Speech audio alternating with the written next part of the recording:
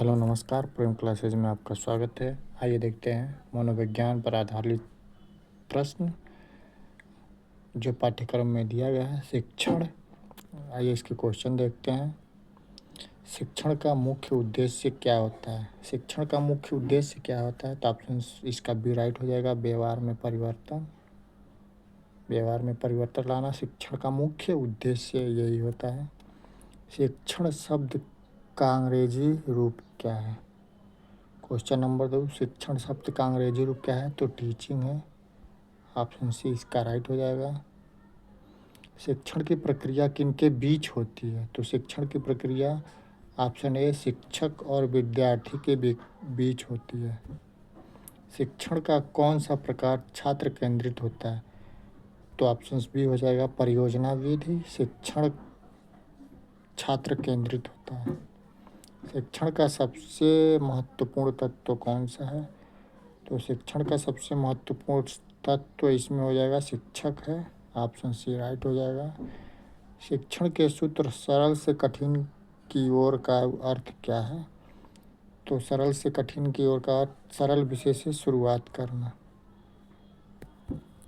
निम्नलिखित में कौन शिक्षण की विशेषता नहीं है? तो स्थिर प्रक्रिया शिक्षण की विशेषता नहीं है। शिक्षण की प्रक्रिया कैसी होती है? तो शिक्षण की प्रक्रिया द्विपक्षीय होती है। शिक्षक छात्र और पाठ्यक्रम मूर्त से अमूर्त की ओर किससे संबंधित है? तो शिक्षण सूत्र है। ऑप्शन बी राइट हो जाएगा। शिक्षण का कौन सा प्रकार शिक्षक केंद्रित होता है? तो व्याख्यान विधि शिक्षक केंद्रित होता है। ऑप्शन सी राइट हो जाएगा।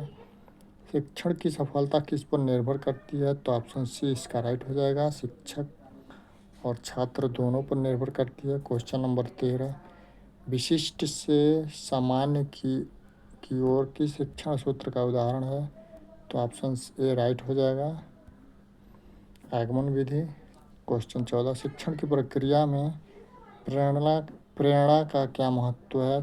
तो ऑप्शन बी राइट हो जाएगा, सीखने की रुचि बढ़ती है। शिक्षण का कौन सा सूत्र बालक की रुचि पर आधारित होता है? तो रुचि से अरुचि की ओर। ऑप्शन सी इसका राइट हो जाएगा। पूर्ण से अंश की ओर किस शिक्षण सिद्धांत से संबंधित है? तो ऑप्शन ए राइट हो जाएगा, गेस्टाल्ट सिद्धांत, चिंपैंजी वाला जो। शिक्षण की कौन सी विशेषता छात्रों की सक्रियता पर बल देती है? तो क्रियाशीलता। ऑप्शन सी हो जाएगा। शिक्षण का कौन सा प्रकार अनुभव आधारित होता है? तो इसका राइट आंसर ऑप्शन बी हो जाएगा, परियोजना विधि। करके सीखना किससे संबंधित है? तो ऑप्शन बी क्रियात्मक शिक्षण से। शिक्षण की प्रक्रिया में प्रतिपुष्टि फीडबैक क्यों आवश्यक है? ऑप्शन बी त्रुटियों की सुधार के लिए। A survey of the education of gifted children के लेखक कौन है? VIP questions.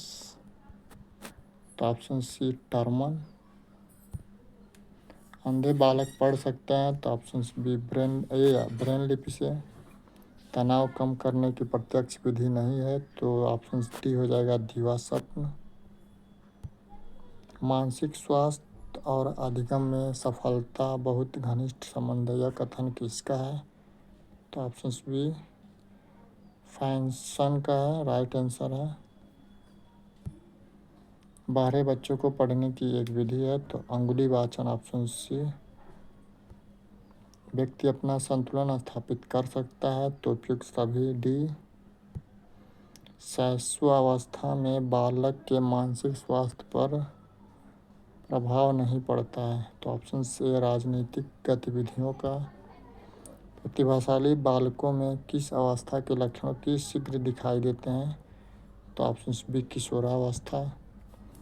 व्यक्तिगत अनुदेशन प्रणाली के विकास का श्रेय किसे जाता है? तो option C Fred S Keller को जाता है। निरंतर रहने वाला संघर्ष कष्टदायक होने के साथ शारीरिक स्वास्थ्य के लिए हानिकारक भी है, यह कथन किसका है? तो ऑप्शन डी ड्राइवर का है।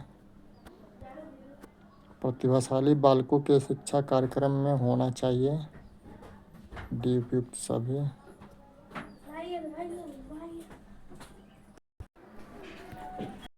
नमस्कार, मेरा वीडियो आपको कैसा लगा कमेंट बॉक्स में ज़रूर बताएं और अच्छे से और वीडियो देखने के लिए मेरे चैनल पर बने रहें।